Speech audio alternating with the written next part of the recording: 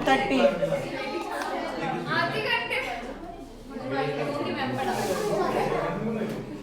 चलो पढ़े।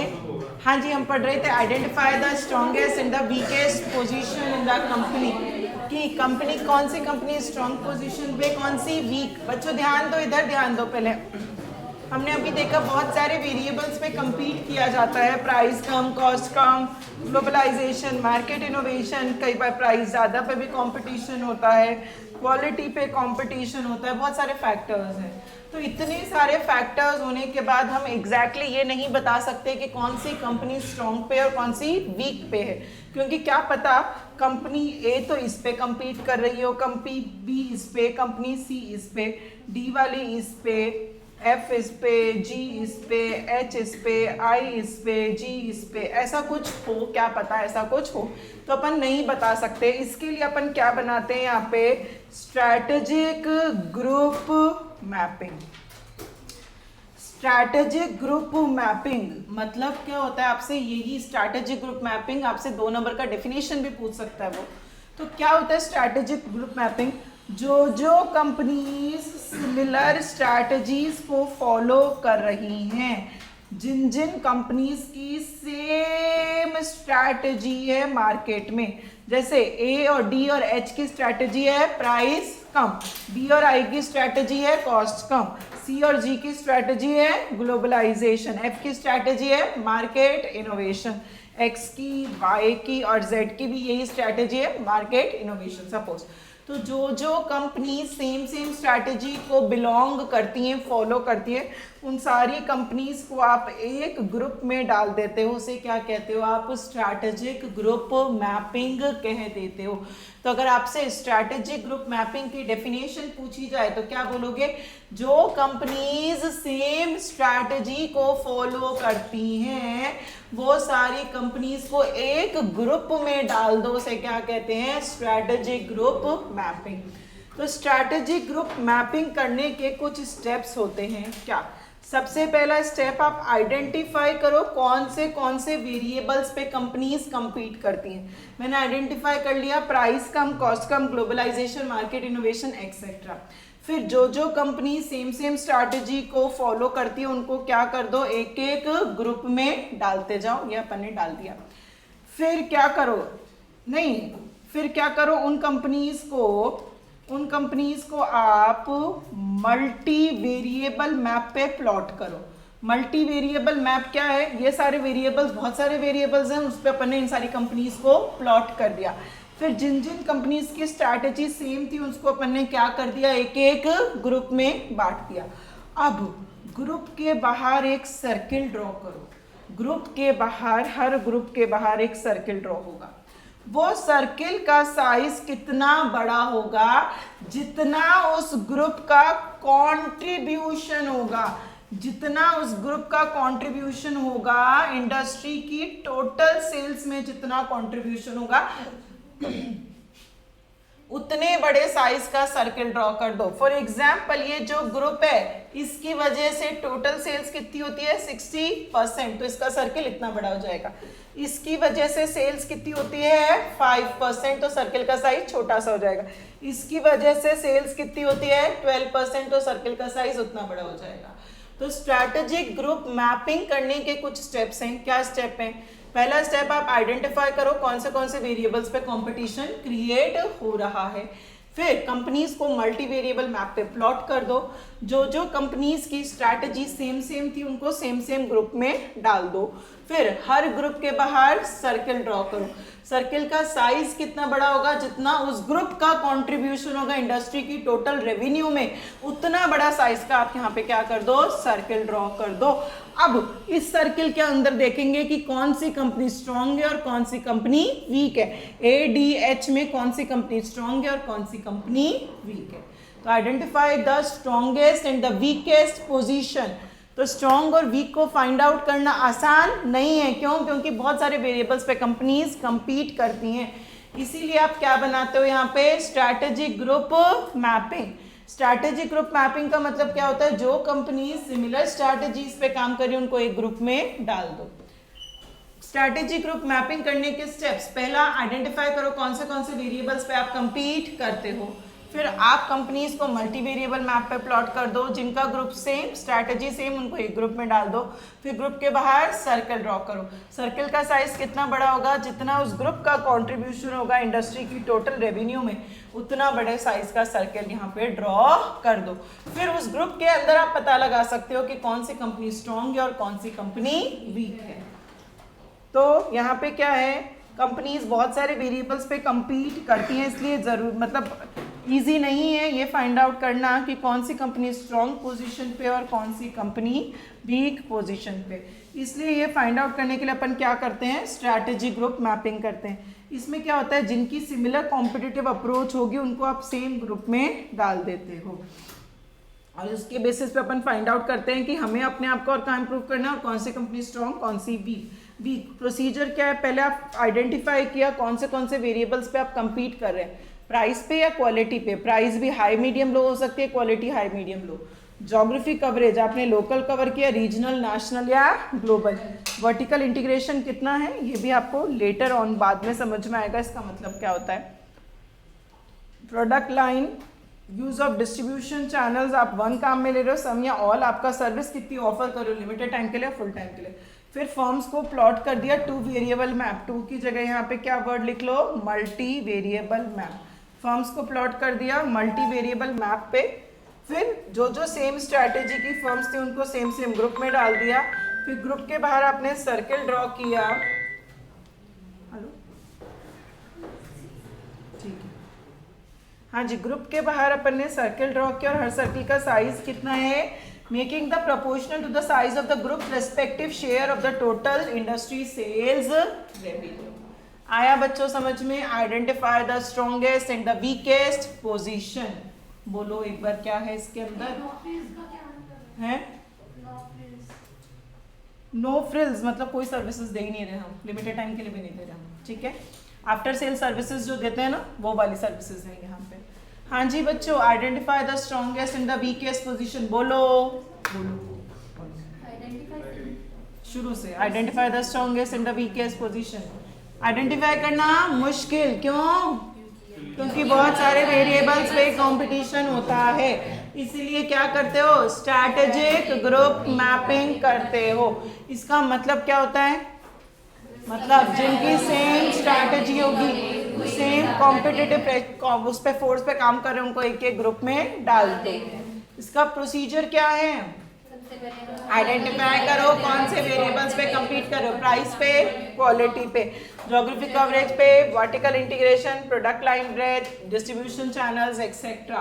देन फिर फॉर्म्स को मल्टी वेरिएबल मैप पे प्लॉट करो, जिनका ग्रुप सेम, स्ट्रैटेजी सेम, उनको एक एक ग्रुप में डाल दो। ग्रुप के बाहर सर्कल ड्रॉ करो, कितना बड़ा होगा सर्कल, जितना उसका कंट्रीब्यूशन होगा, ग्रुप का कंट्रीब्यूशन इंडस्ट्री की रेवेन्यू पे होगा, उतना उसका सर्कल का साइज हो जाएगा। नेक्स्ट पॉइंट क्या है, likely strategic moves of the rivals. Heading से समझ में आता है ये पॉइंट क्या कहता है, likely strategic moves of the rival, मतलब क्या मूव। अगर आप कंपटीशन में ब्लाइंड होकर काम करते हैं, अगर आप कॉम्पिटिटर्स के बारे में बिना सोचे समझे आप अपना ही करते जा रहे हैं, आप ध्यान नहीं देते वो क्या करता है, कैसे करता है, उसकी क्या स्ट्रैटेजीज है, तो आप कभी भी आउट मैन्योर नहीं कर सकते, आप कभी भी कॉम्पिटिटिव एडवांटेज को गेन नहीं कर सकते। तो अगर आपको कॉम्पिटिटिव एडवांटेज गेन करना है तो आपको कॉम्पिटिटर क्या मूव लेने वाला है, मेरी स्ट्रैटेजी पे वो क्या रिएक्शन देगा, उसके क्या विजन, उसका क्या मिशन, उसकी क्या स्ट्रैटेजी, क्या ऑब्जेक्टिव है, वो मुझे बहुत क्लियरली समझ में आना चाहिए, तभी मैं कॉम्पिटिटिव एडवांटेज गेन कर सकती हूँ। आया बच्चों समझ में। नेक्स्ट है आपका की फैक्टर्स फॉर कॉम्पिटिटिव सक्सेस। की फैक्टर्स को की सक्सेस फैक्टर्स भी कहा जाता है। ये वो सारे रूल्स हैं, अगर आप उनको फॉलो करते हो तो आपको सक्सेस जरूर मिलेगी। अगर कोई भी ऑर्गेनाइजेशन की सक्सेस फैक्टर्स को फॉलो करती है तो उसको क्या मिलेगी, सक्सेस मिल सकती है। अब हर एक इंडस्ट्री के खुद के अलग अलग की सक्सेस फैक्टर्स होते हैं। अगर टेलीकॉम एरिया की बात करो तो उसको सक्सेस पाना है तो उसका जोग्राफिक कवरेज अच्छा होना चाहिए, उसके कॉल चार्जेस कम होने चाहिए, रोमिंग फैसिलिटी होनी चाहिए और वो वैल्यू एडेड सर्विसेज भी प्रोवाइड करवाना चाहिए। तो हर एक ऑर्गेनाइजेशन, हर एक इंडस्ट्री के अपने अलग अलग की सक्सेस फैक्टर्स होते हैं। तो आप अगर उनको फॉलो करोगे तो आपको क्या मिल सकती है, सक्सेस मिल सकती है। ये बहुत इंपॉर्टेंट है जानना, क्यों, ताकि हमें ये पता चल जाए कि हमें किस पे अटेंशन देना है, हमें किस पे अटेंशन देना और किस पे अटेंशन नहीं देना, कौन से फीचर को हमें अपने आप को इम्प्रूव करना और कौन से फीचर को ध्यान नहीं देना। की सक्सेस फैक्टर आपके क्या होंगे, उसके लिए आपको कुछ क्वेश्चंस के आंसर पता होने चाहिए। आपकी फर्म, आपकी इंडस्ट्री के की सक्सेस फैक्टर्स क्या हैं, उसके लिए आपको कुछ क्वेश्चंस के आंसर पता होने चाहिए। कस्टमर कंपीटिंग ब्रांड में से उनसे ही सामान क्यों खरीद रहा है, उनका कौन सा एट्रीब्यूट इंपॉर्टेंट है। मतलब अगर कपड़े के मार्केट देखो तो कपड़े में सपोज ये 4 ब्रांड है ABCD, कस्टमर B और C से सामान खरीदता है, तो ए वाले को पता होना चाहिए कस्टमर सिर्फ और सिर्फ बी और सी से ही क्यों खरीद रहा है, उसके पास ऐसा क्या है, ऐसा क्या एट्रीब्यूट है जिसकी वजह से कस्टमर उससे खरीदता है। क्या उसके कपड़े की क्वालिटी अच्छी है, क्या कलर अच्छा है, क्या वो कपड़ा सस्ता है, क्या है जिसकी वजह से कस्टमर उससे सामान खरीदता है। उसके पास कौन सी रिसोर्सेज हैं, कौन सी कैपेबिलिटीज हैं जिसकी वजह से उसको कॉम्पिटिटिव एडवांटेज मिल रहा है। कौन सी रिसोर्सेज हैं, क्या उसका ह्यूमन रिसोर्स अच्छा है, क्या उसका मार्केटिंग डिपार्टमेंट शानदार है कि कस्टमर को खाली जाने ही नहीं देता, वो सामान बेच के ही मानता है। उसकी कैपेबिलिटीज, किस तरीके से वो काम कर पाता है, उसके पास क्या अच्छा है, सेलर का क्या अच्छा है, and what does it take for the seller to achieve sustainable competitive advantage. Seller ऐसा क्या कर रहा है जिसकी वजह से उसको लॉन्ग टर्म तक कॉम्पिटिटिव एडवांटेज मिल पा रहा है। ये नहीं कस्टमर ने सिर्फ एक बार खरीदा, कस्टमर सालों साल सिर्फ उसी से खरीद रहा है, तो वो ऐसा क्या करता है जिसकी वजह से उसको सस्टेनेबल मतलब लॉन्ग टाइम तक कॉम्पिटिटिव एडवांटेज मिल पा रहा है। तो आपको ये कुछ क्वेश्चंस के आंसर्स जो है वो पता होने चाहिए। अगर आपको ये क्वेश्चंस के आंसर पता है तो आपको ये पता चल जाएगा आपके क्या की सक्सेस फैक्टर्स हैं और क्या नहीं। कौन से क्वेश्चंस हैं बच्चों, कस्टमर उनसे ही सामान क्यों खरीद रहा है, उनके क्या एट्रीब्यूट्स हैं जो क्रूशियल है, इंपॉर्टेंट है, उनके पास ऐसी कौन सी रिसोर्स, कौन सी कैपेबिलिटीज हैं जिसकी वजह से उनको कॉम्पिटिटिव एडवांटेज मिल पा रहा है, और वो ऐसा क्या कर रहे हैं जिसकी वजह से लॉन्ग टाइम तक उनको कॉम्पिटिटिव एडवांटेज मिल पा रहा है। क्यों की सक्सेस फैक्टर आइडेंटिफाई करते हो, ताकि ये पता चले क्या तो इंपॉर्टेंट है और क्या इंपॉर्टेंट नहीं है। जैसे अपन ने टेलीकॉम का देख लिया, टेलीकॉम में की सक्सेस फैक्टर्स क्या क्या थे, ज्योग्राफिक कवरेज, उसका कॉल चार्जेस, उसकी रोमिंग फैसिलिटी, उसकी वैल्यू एडेड सर्विसेज। अगर आप कपड़ा अपीरियल मैन्युफैक्चरिंग देखो, कपड़े का मैन्युफैक्चरिंग, तो उसमें की सक्सेस फैक्टर्स क्या क्या हो सकते हैं बच्चे कपड़ों में, कपड़े की क्वालिटी, कपड़े का कलर कॉम्बिनेशन, कपड़े की प्राइस या कॉस्ट, कॉस्ट कम आएगी तो ऑटोमेटिकली उसकी प्राइस कम लगेगी। तो अगर आप अपीरियल मैन्युफैक्चरिंग में देखते हो तो अपीरियल मैन्युफैक्चरिंग में क्या क्या की सक्सेस फैक्टर्स हो सकते हैं, उसकी कपड़े की डिजाइन, उसका कलर कॉम्बिनेशन, उसकी मैन्युफैक्चरिंग कॉस्ट कम आनी चाहिए ताकि उसकी प्राइस भी कम आएगी तो कस्टमर्स वो कपड़ा ज्यादा खरीदेगा। आ गया समझ में? अरे सो मत, इसके बाद मैं एक ही पॉइंट और पढ़ाऊंगा, एक पॉइंट और। चलो यहाँ तक रिवाइज करते हैं, फिर एक लास्ट पॉइंट और।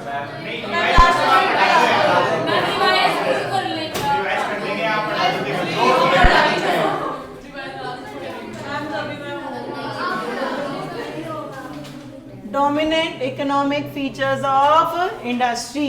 हाँ जी बच्चों, इंडस्ट्री क्या होता है, ग्रुप ऑफ फर्म्स जो सेम सेट ऑफ कस्टमर्स के लिए compete करेंगे।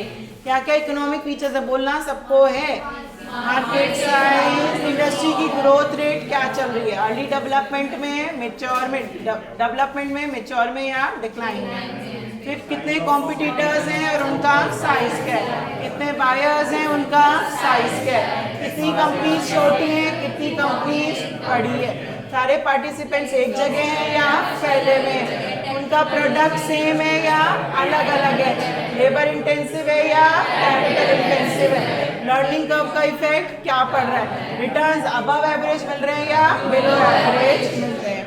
फिर सेकंड पॉइंट अपन ने पढ़ा nature and intensity of competition, nature and strength of competition. उसमें अपन ये देखते हैं कितना इंटेंस, कितना स्ट्रॉन्ग आपका कंपटीशन है। माइकल पोर्टर ने उसके लिए अपन को 5 फोर्सेस दिए हैं, कौन से bargaining power of buyers, bargaining power of suppliers, threat from substitutes, threat from new एंट्रेंट and rivalry among the current players.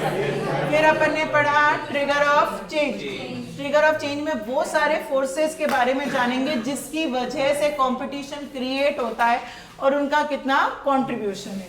तो इसमें दो स्टेप्स हैं, पहले आप आइडेंटिफाई करो कौन से फोर्सेस हैं, फिर हर एक का इंडिविजुअल कंट्रीब्यूशन कितना है। इन्हीं को ड्राइविंग या डोमिनेंट फोर्सेस बोला जाता है क्योंकि इनकी वजह से इंडस्ट्री का स्ट्रक्चर चेंज हो जाता है। कौन से driving forces? Globalisation, market innovation, product innovation, entry and exit of the firms, internet and e-commerce. फिर उसके बाद identify the strongest and the weakest position. वो फाइंड आउट करना इजी नहीं है क्योंकि सारी कंपनीज मल्टी वेरिएबल पे compete करती हैं। तो इसके लिए आपको क्या करना है? स्ट्रैटेजिक ग्रुप मैपिंग करना है। स्ट्रैटेजिक ग्रुप मैपिंग, जो कंपनी सेम कॉम्पिटिटिव अप्रोच काम में लेती है उनको एक एक ग्रुप में डाल दो। ठीक है, इसके क्या प्रोसीजर्स हैं? पहला, आइडेंटिफाई करो आप कौन से वेरिएबल्स पे compete करें। कौन से वेरिएबल्स बच्चों? Price, quality, geographic coverage, service offered, वो सारे पॉइंट्स बोल सकते हो, ड्राइविंग वाले सारे लिख सकते हो यहाँ पे। फिर आप अपनी फर्म को मल्टी वेरिएबल मैप पे प्लॉट कर दो। फिर जिनकी स्ट्रैटेजी सेम उनको एक एक ग्रुप में डाल दो।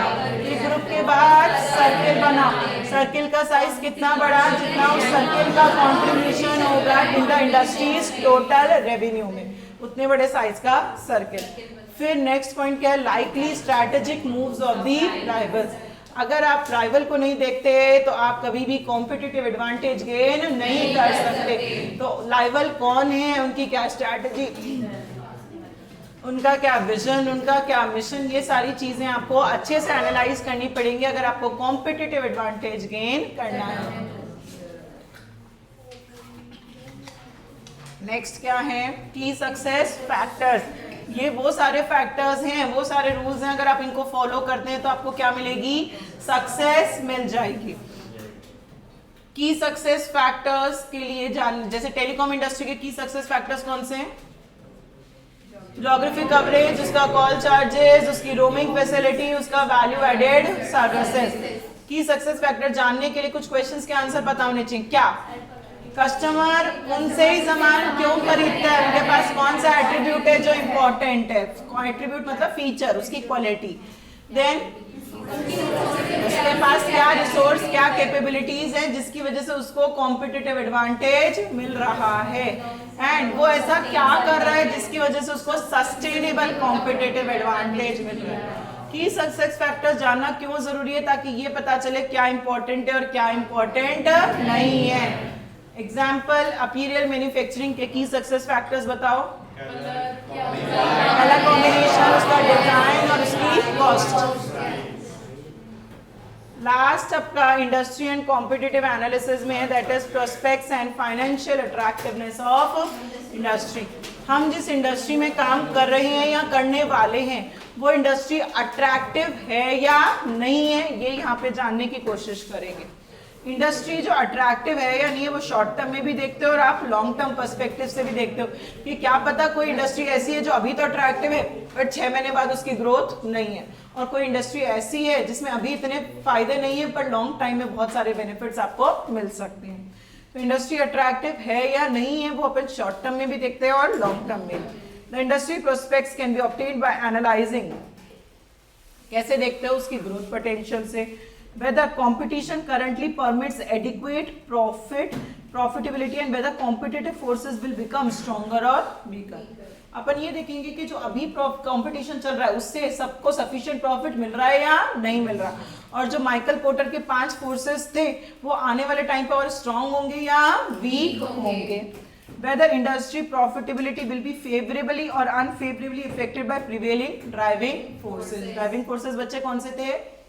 Cost price, globalisation, innovation, entry exit etcetera.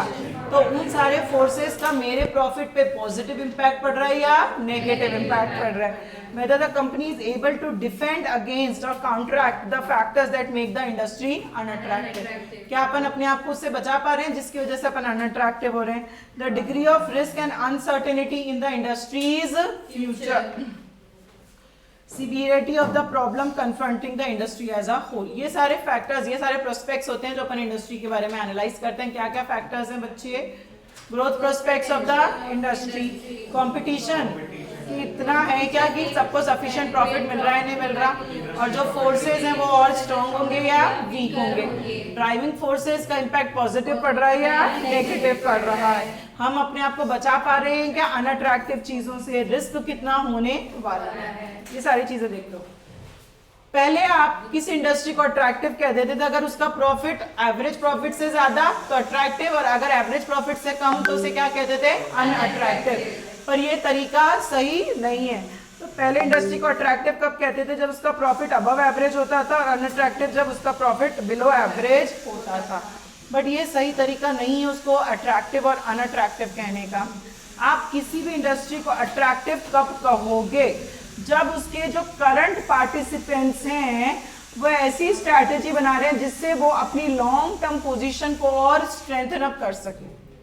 अभी जो करंट प्लेयर्स हैं उस इंडस्ट्री के, वो लोग अपने लॉन्ग टर्म के बारे में सोच रहे हैं कि हम अपने आप को और लॉन्ग टर्म तक कैसे सर्वाइव करेंगे, कैसे इंप्रूव करेंगे, तो इंडस्ट्री अट्रैक्टिव है। अगर जो एग्जिस्टिंग पार्टिसिपेंट्स है वो अपनी सेल्स को और बढ़ा रहे हैं, वो उसी इंडस्ट्री के और इक्विपमेंट्स वगैरह खरीद रहे हैं, तो मतलब आपकी इंडस्ट्री कैसी है? अट्रैक्टिव। और किसी भी इंडस्ट्री को अनअट्रैक्टिव कब कहोगे? जब जो सक्सेसफुल पार्टिसिपेंट्स थे वो भी इन्वेस्ट करने से पहले अब सोच रहे हैं, वो ऐसे इन्वेस्टमेंट नहीं कर रहे, वो अपने लॉन्ग टर्म को प्रोटेक्ट करने की कोशिश कर रहे हैं, उसको और बढ़ाने की कोशिश नहीं, हम एटलीस्ट जहाँ हैं वहाँ तो रहें। वो अगर उसको प्रोटेक्ट कर रहे हैं मतलब इंडस्ट्री धीरे धीरे क्या हो रही है? अनअट्रैक्टिव होती जा रही है। या फिर वो स्मॉल फर्म्स को एक्वायर कर रहे हैं, और या फिर जो स्ट्रॉन्ग कंपनीज है वो अपने आप को डाइवर्सिफाई कर रही है। डाइवर्सिफाई मतलब बच्चों नया कुछ करना, और नए बिजनेस में, मतलब आप कपड़े के बाजार में थे पर वो डाइवर्सिफाई जूते के बाजार में कर रहे हैं, रेस्टोरेंट्स में कर रहे हैं, तो मतलब कपड़े की बाजार जो है वो धीरे धीरे क्या होती जा रही है? अनअट्रैक्टिव। तो सही तरीका क्या है कि आप कैसे पता लगाओगे कि वो इंडस्ट्री अट्रैक्टिव है या अनअट्रैक्टिव? कैसे अट्रैक्टिव कैसे पता लगाओगे? कि वो लोग लॉन्ग टर्म को अपनी पोजीशन को स्ट्रॉन्ग करने की कोशिश कर रहे हैं, उसी इंडस्ट्री में और पैसा इन्वेस्ट कर रहे हैं, सेल्स बढ़ा रहे हैं, तो इंडस्ट्री अट्रैक्टिव। अनअट्रैक्टिव जो पावरफुल प्लेयर्स थे वो लोग सोच समझकर इन्वेस्टमेंट कर रहे हैं, छोटी फर्म्स को एक्वायर कर रहे हैं, जब वो सस्ती हैं तभी एक्वायर कर रहे हैं, ऐसे एक्वायर नहीं कर रहे, और वो लोग अपने आप को डाइवर्सिफाई कर रहे हैं, इन द दूसरी अट्रैक्टिव इंडस्ट्री में डाइवर्सिफाई कर रहे हैं। तो पता चल जाएगा आपको कि वो इंडस्ट्री आपकी अट्रैक्टिव है या अनअट्रैक्टिव। तो ये क्या था पॉइंट अपना? Prospects and financial attractiveness of the industry. Industry attractive है या नहीं है वो अपन शॉर्ट टर्म पे भी देख सकते हैं और लॉन्ग टर्म बेसिस पे भी अपन एनालाइज कर सकते हैं। उसके प्रोस्पेक्ट्स क्या क्या थे बच्चों?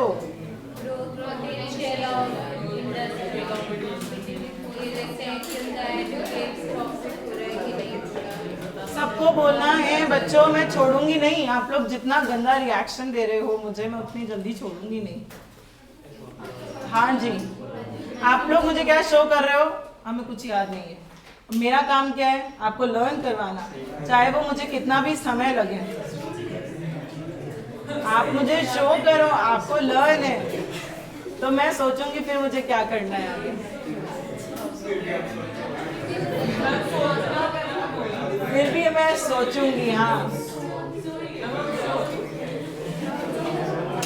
हाँ जी, prospects of industry, growth potential of industry, competition क्या इतना सफिशिएंट है क्या कि सबको सफिशिएंट प्रॉफिट्स मिल रहे हैं, मिल रहे हैं, फोर्सेस आपके स्ट्रॉन्ग होने वाले हैं, ड्राइविंग फोर्सेस फेवरेबल या अनफेवरेबल।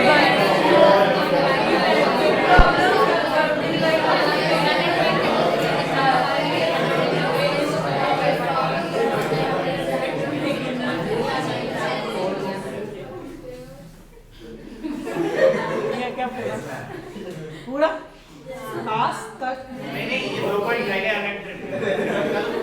मेरे ख्याल से बोल गया होगा अट्रैक्टिव भी अनअट्रैक्टिव भी बोलिया था। Very good Ayushi. चलो हाँ जी बच्चों, बुक्स बंद, नोट्स बंद। अरे नोट्स बंद मैम नहीं। वन। हाँ जी आयुषी, चलो बोलो बोलो बच्चे बोलो। यस मैम,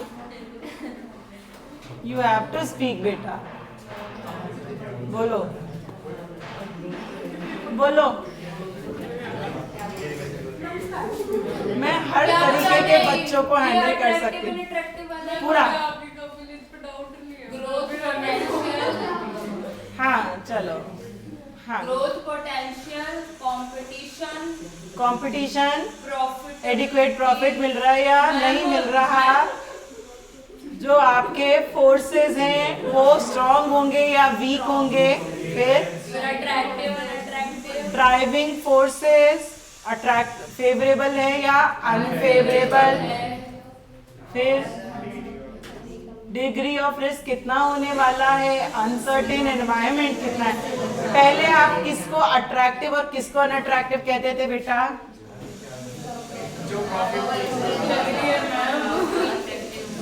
बोलो बोलो बोलो बोलो।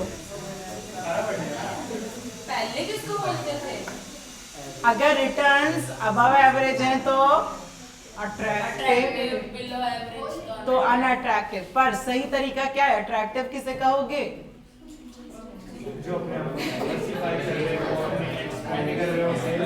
चलो स्नेहा बताएगी। हाँ,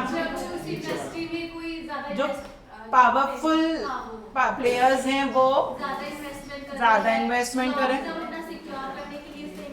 कर रहे हैं, सेल्स को बढ़ा रहे हैं, उस इंडस्ट्री में नए नए इक्विपमेंट्स खरीद रहे हैं, तो वो अट्रैक्टिव है। अनअट्रैक्टिव प्रोटेक्ट कर रहे हैं उसी को, डाइवर्सिफाई कर रहे हैं नई दूसरी इंडस्ट्रीज में, तो वो अनअट्रैक्टिव इंडस्ट्री है। Very good. हाँ जी शुभ बताओ बच्चे, की सक्सेस फैक्टर्स।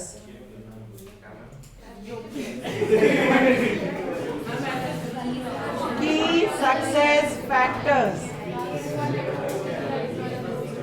वो सारे रूल्स जो अपन फॉलो करते हैं तो कुछ तो हमें उससे सक्सेस मिलती है। उसके लिए 3 क्वेश्चंस के आंसर पता होने चाहिए। कौन से कौन से?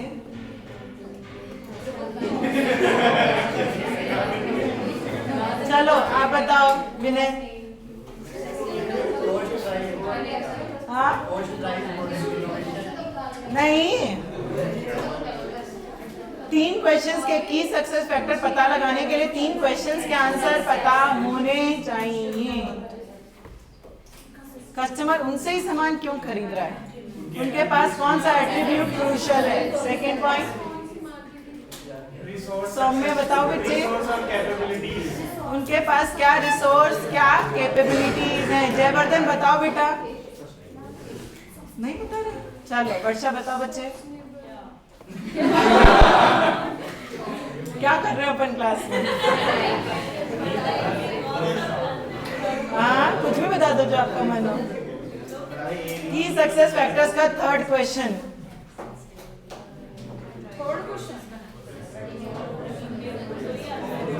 वही आते हैं।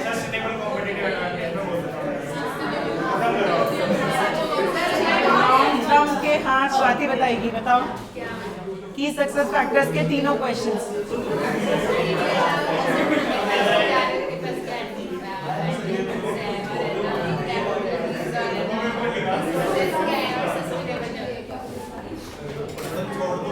आप लोग पढ़ नहीं रहे हो, मैं कल सुनूंगी।